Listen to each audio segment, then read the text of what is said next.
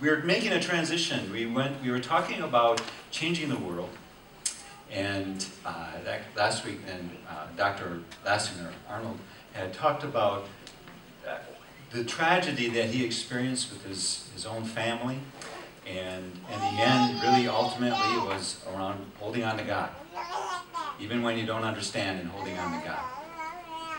And when we think about changing the world, we need to think about even what Paul prayed for after worship time.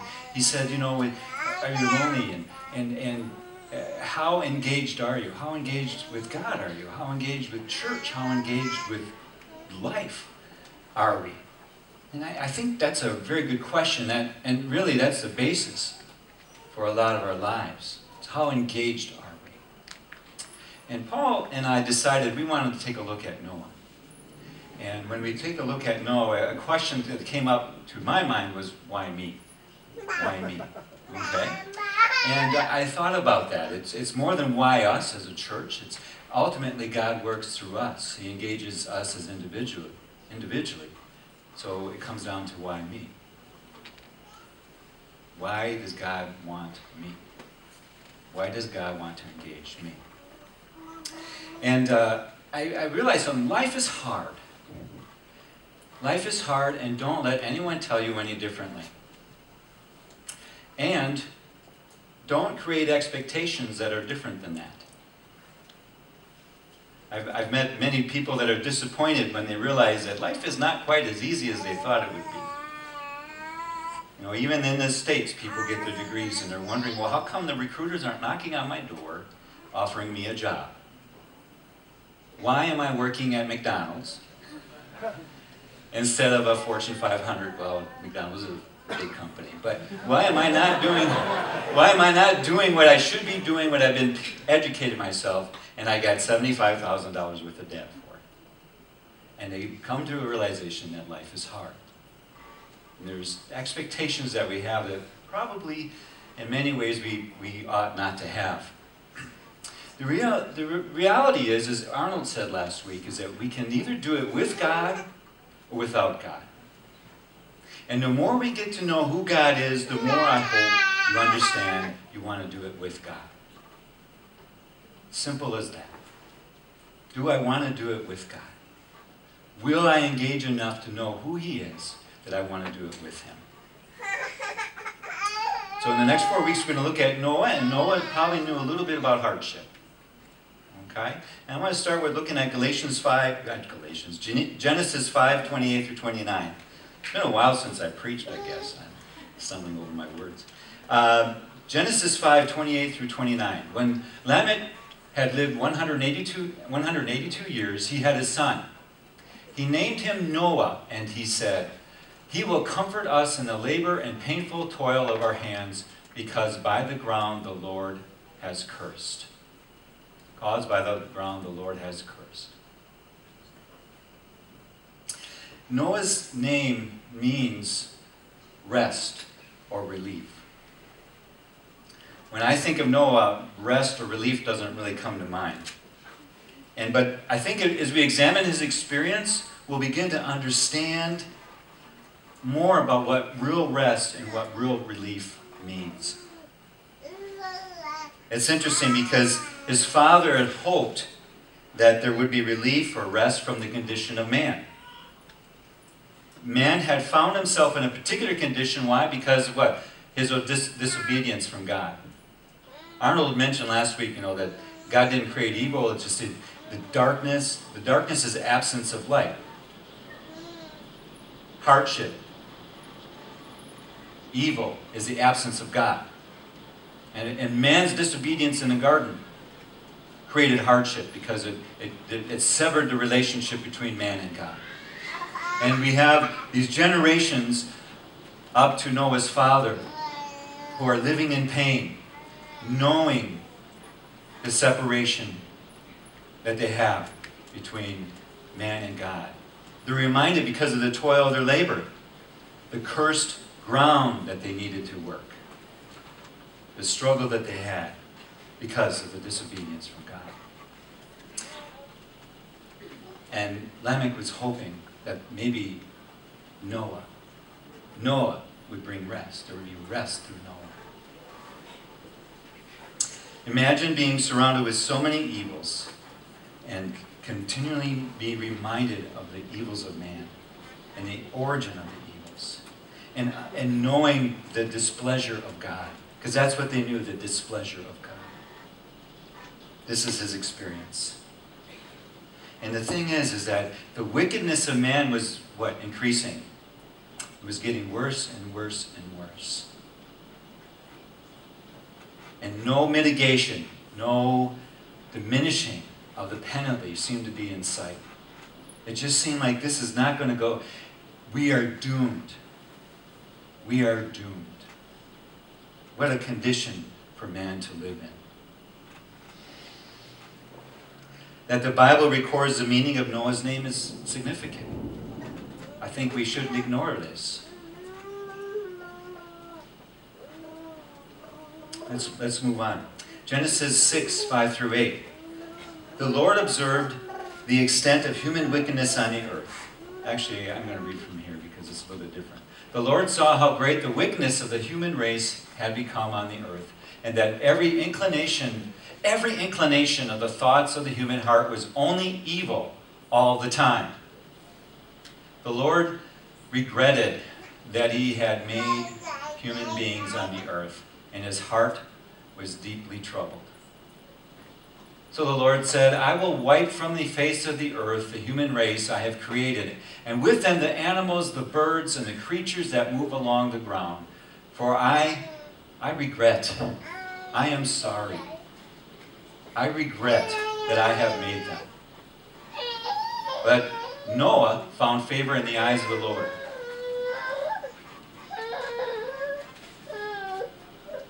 Let's read, I want to read verse 9. This is the account of Noah and his family. Noah was a righteous man, the only blameless person living on earth at the time, and he walked in close fellowship with God. Noah was a righteous man, and he was the only blameless person living on earth, and he walked in close fellowship with God. God had decided to spare Noah, but think about the sorrow that God had. God was sorrowful that he had made man. God was filled with regret, is what the Bible says. It's interesting. Man was suffering. Man was suffering because of his separation from God. But it wasn't just man that was suffering at this moment. God was suffering.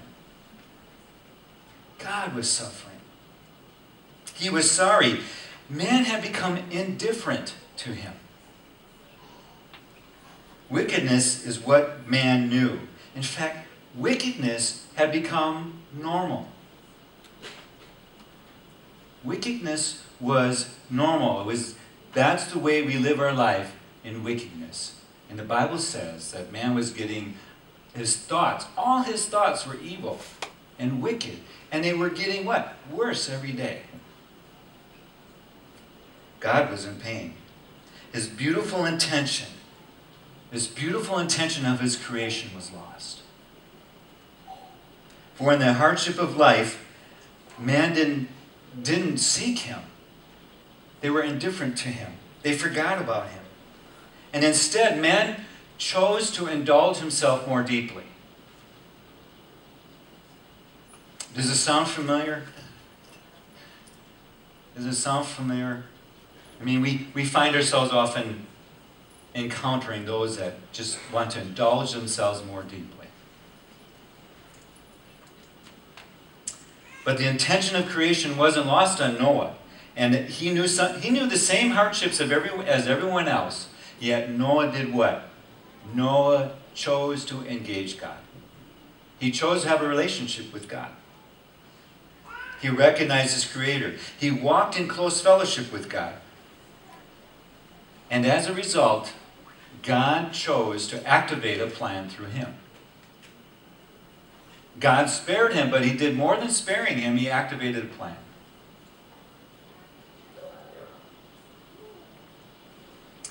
It would require extraordinary behavior from Noah. We know that, right? We all know the story of Noah building the ark. And that's an extraordinary behavior. and extraordinary behavior only comes from being close to the one who asks it. We don't do extraordinary behavior unless we're really close to the one who asks it of us. If we really believe in that one. This is what we know about Noah. Noah believed in God in his ordinary life. He had a practical workday faith. And that's what we all need. We don't really need faith so much to build the great temple. We need faith to put together the small haystacks. We need faith in our daily life before we'll be asked to build a great temple, before we'll be asked to build a great ark. And his practical daily faith was needed when he heard this, and this is Genesis 6, 13 through 14. So God said to Noah, I am going to put an end to all people, for the earth is filled with violence because of them. I am surely going to destroy both them and the earth. So make yourself an ark of cypress wood. Make rooms in it and coat it with pitch inside and out. Wow. That would require some sort of faith, some sort of relationship to be able to respond to such a request. But that workaday faith needed something even deeper, and that second faith was this. He had to have faith in the warning and the threatening of God. His faith believed the warning and the threat of God. If he didn't believe the threat, he never would have built the ark. And if he hadn't built the ark, he would not have received the promise.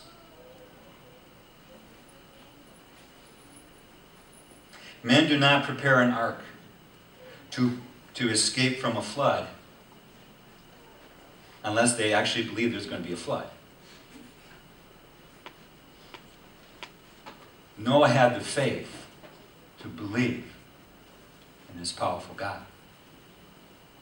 This God that will move forward in his word. And his word, he told Noah, was that he was going to create a flood. He was going to wipe everybody off the face of the earth. Now Noah's obedience resulted in the revelation of the mercy of God, which sounds really odd when you think about it. I just said he's going to wipe everyone off the face of the earth. Available to those that desire it. And that's key. Available to those that desire it. Desiring mercy is you have to recognize, in order to desire mercy from somebody, you have to recognize their power. Sometimes we forget that we serve a powerful God. We sometimes forget we serve a righteous God. We often forget that he is a holy God.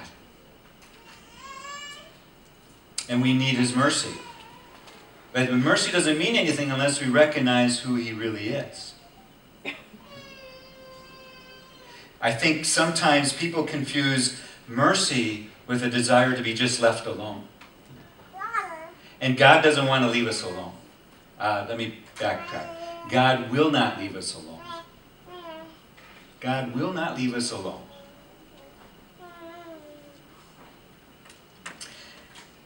Those that want to be left alone are really just involved in selfishness. You know, it's just kind of rooted in their own desires at the expense of others, even God's. It's really the foundation of wickedness. Now, some see just an obligation with Noah, but as we follow the story through, we see an end result. And the end result is that God's unfailing love for those that love him. If we choose to engage him. And here's the thing, the more we engage God, the easier our life is? Not necessarily. But the more we know who he is and how much he loves us. And it seems that the more I engage God, the less troubled I am. And by troubled, I don't mean that there aren't challenges, but troubled in that if I don't know God and His plan, I'm confused about what my life is about. And I have a lot of unanswered questions. And I have no place to find comfort. Because the things that the world offers for comfort ultimately is no comfort at all. Comes up empty.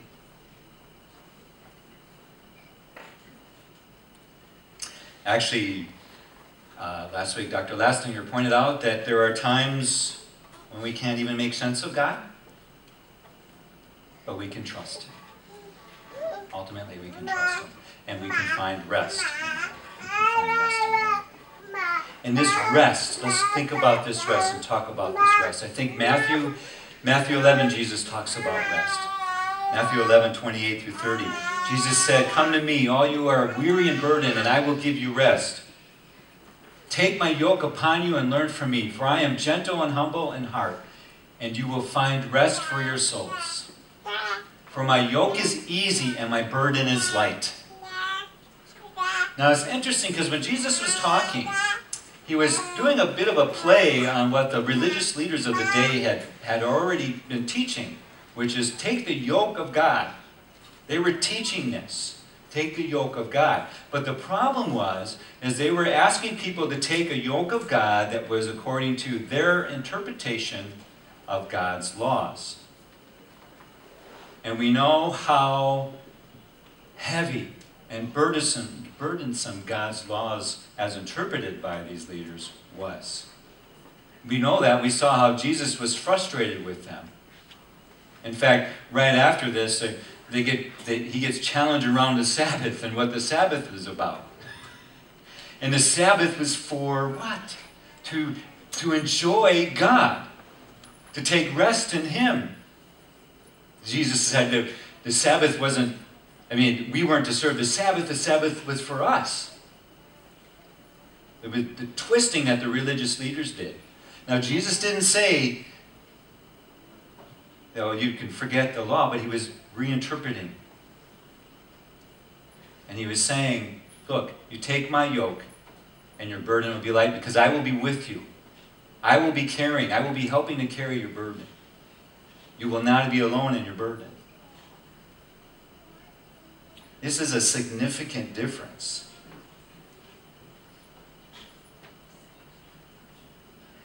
Jesus claimed authority from the Father to even speak of these laws as His own.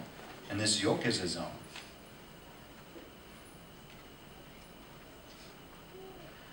The reason that the yoke is lighter is because we're connected.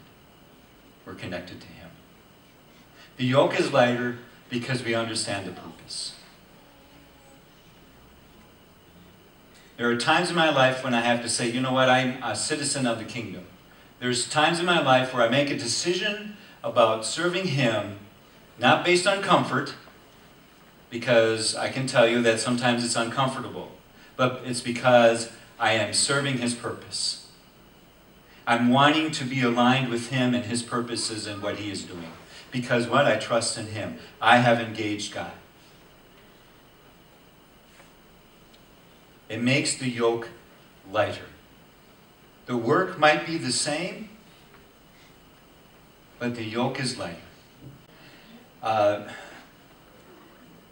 Resist the yoke because they're afraid of it.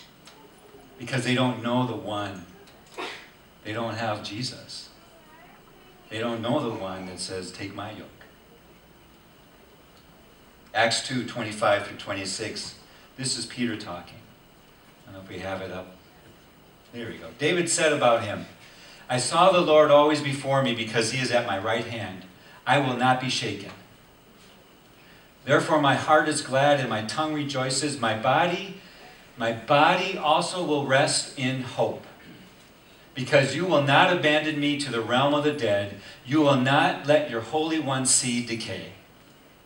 You have made known to me the paths of life. You will fill me with joy in your presence. Fellow Israelites, I can tell you confidently that the patriarch David died and was buried, and his tomb is here to this day.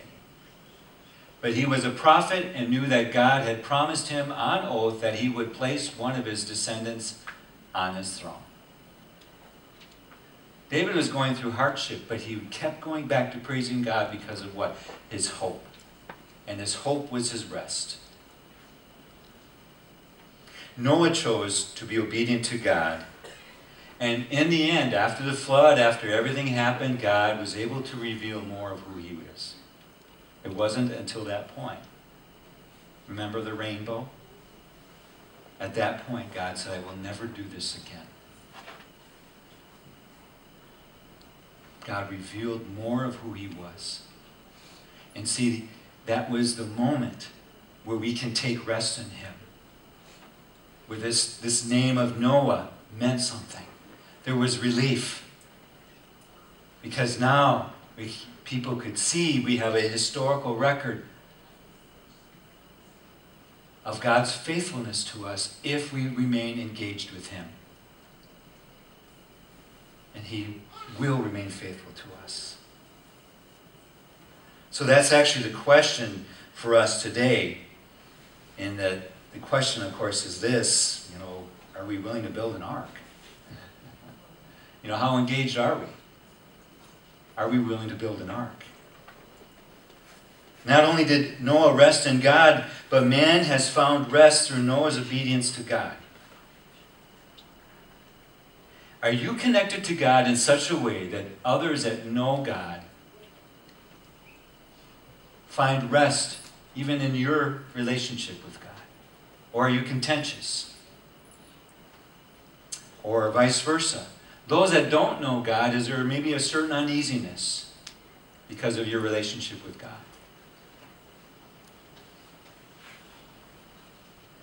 When we are engaged with God, others need to have a response. When we're engaged with God, others need to have a response. God uses us. God uses us to express himself. God uses you to express himself. The type of relationship that you have with God is the experience that people understand who God is. God uses us to express himself. The people of Noah's day saw God as irrelevant, inconsequential. We see that today, do we not? People see God as irrelevant, as inconsequential. It's sad. In Noah's day, we don't know how many years it took, but given the math that we see with his children and how old they were, and when God told them to build the ark and all these different things, and then Ham being married, and we know it had to be somewhere between 30 and 70 years. Do you think people might have noticed him building an ark? That something's going on? Even if all your theology just comes from pop movies, you may have seen the movie when, I don't remember the name of the movie. What's the name of the movie where the guy has to build an ark? Noah? What's the name of that? Not that movie, I'm talking about the comedy movie. Evan Almighty, there we go. Yeah, right? Even he couldn't hide the fact that he was building an ark, right? You can't hide that you're building an ark. People had to see it. People had to ask him at some point, Noah, what are you doing? What's going on? They had to notice the elephants coming by one day, right? They had to notice these things. Yet when the rain came, nobody boarded the ark. Nobody boarded the ark. How sad. Man's indifference to God. Man's indifference to who God is. Don't be indifferent to God. Learn how to engage God. Learn to engage God through his word. Learn to engage God through prayer. Don't be indifferent to God. you know, we have this tradition that the people mocked Noah, that they laughed at him. You might have learned that in Sunday school, some of you. It doesn't say that in the Bible anywhere. And honestly, I think the saddest thing is that they might have just been indifferent.